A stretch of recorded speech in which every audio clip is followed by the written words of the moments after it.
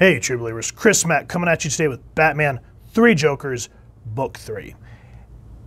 And I gotta tell you, I really wish that DC would have went forward with what Geoff Johns was trying to do with this story instead of kind of turning it into an Elseworld thing. But it is what it is, and at least we got an interesting story out of it. So what we've picked up so far is how there's 3 Jokers, and spoiler alert from last issue is Jason Todd finally had enough and killed one of the Jokers last issue. Was it last issue? No. Yes. No. I think it was issue 1. Anyway, I will leave a card so you guys can check out the other 2 reviews. Before we go any further, let's talk about who made this book.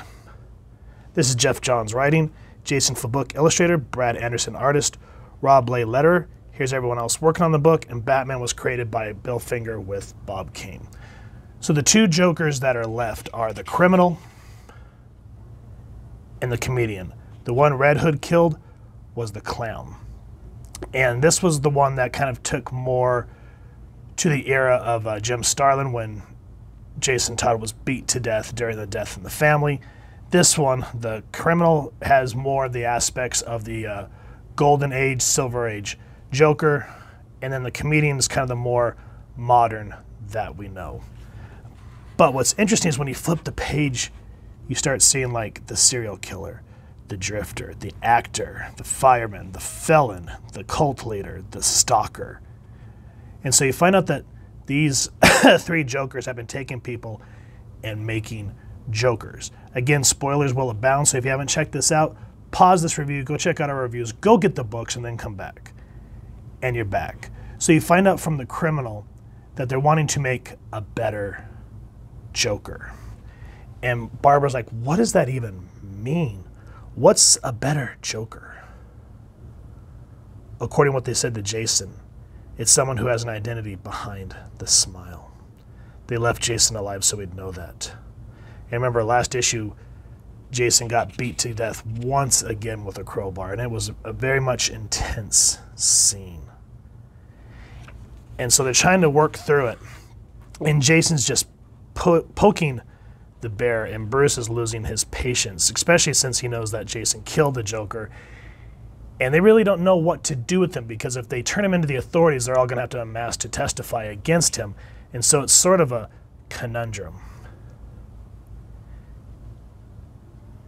And Jason's he's really testing Bruce. He goes, help me how? You going to throw me in a cell down here? You going to try and lock me up and forget me like you did after I died? And you can just see how Batman is holding back so much. He goes, you don't understand. You never have.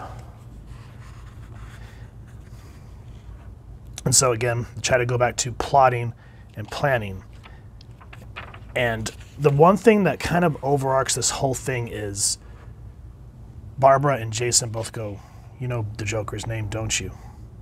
If I knew it, I'd tell you. And that's where they kind of leave things.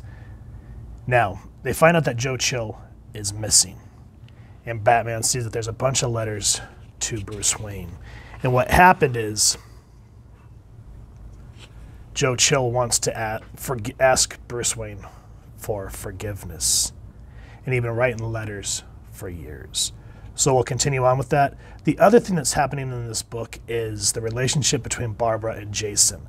They kissed last issue. Barbara said it was a mistake. And Babs just does not know how to feel about it because she cares for him, but she doesn't trust him because he's a little unhinged. You know, he teeters on that sociopathic line.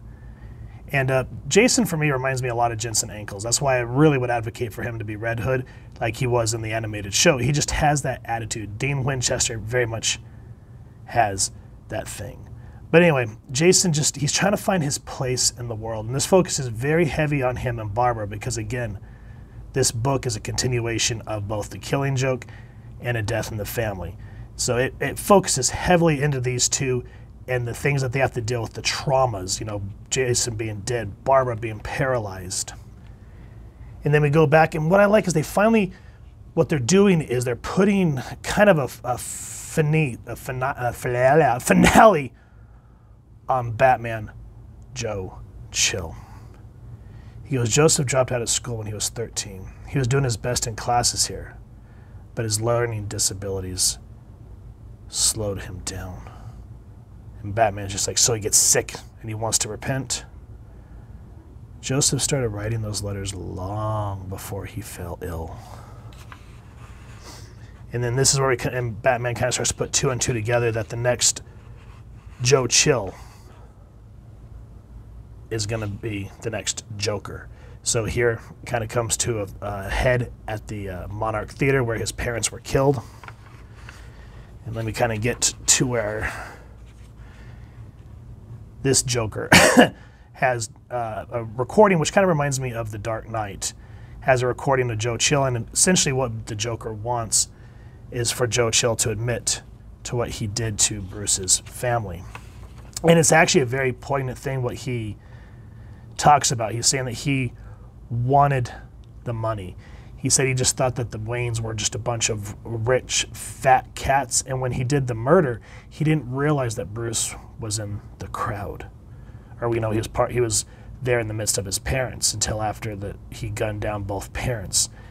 And he goes, it wasn't until later till I realized what the Waynes were really about, how much they wanted to help Gotham. Because of his situation, he didn't see past his own hatred of the Waynes having this wealth. And it really hits you. And when everything finally comes to a boiling point, hold on a second, the book wants to close on me, sorry guys. So one thing about these heavier books is they do not want to stay open, so I have to improvise as I'm going through here. Anyway, what happens is you find out that these three Jokers are not indeed like alternate realities or whatnot. They are just other made Jokers. But what I like is when the quote-unquote real Joker gives up, he says, I was disappointed when he made me, or was it when I made him? And that's what I kind of always liked about the Joker, is he just likes to play with Batman's mind in that regard. Now here, this is where it gets interesting, because see now, after all that drama, don't you feel better, Bruce? Bruce Wayne, Barbara Gordon, Jason Todd. You know I know. But I don't care. I won't tell. The world can never know your true name. You might stop doing this. And then what's interesting here is, he says, now that I've killed Joe Chill, I'm your biggest pain. I'm your most important thing now. And it's just kind of very poignant how the Joker elaborates on it. And I don't want to give too much away.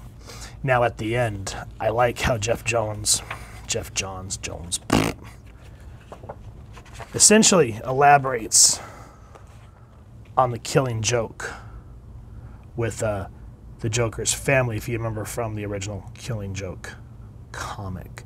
I don't want to give too much away, but there's a moment where Bruce Wayne says, everybody always says it, but I am Batman.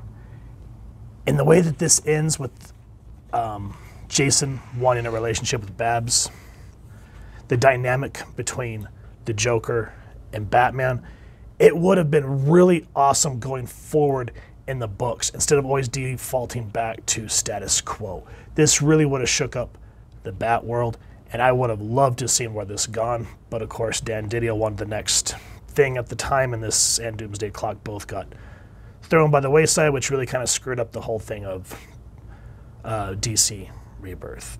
So even though this isn't essentially in canon, I'm glad that we got this series. It's a little underwhelming at times, but the idea is, it just makes you wonder, geez, what would happen if this would have stayed in continuity? It would have been awesome. So guys, if you've enjoyed what you've seen with the three Jokers, please first and foremost support your local comic shop and pick up all three books or the collected trade. If you've enjoyed this review, we really would appreciate if you take a moment to like, share, and subscribe.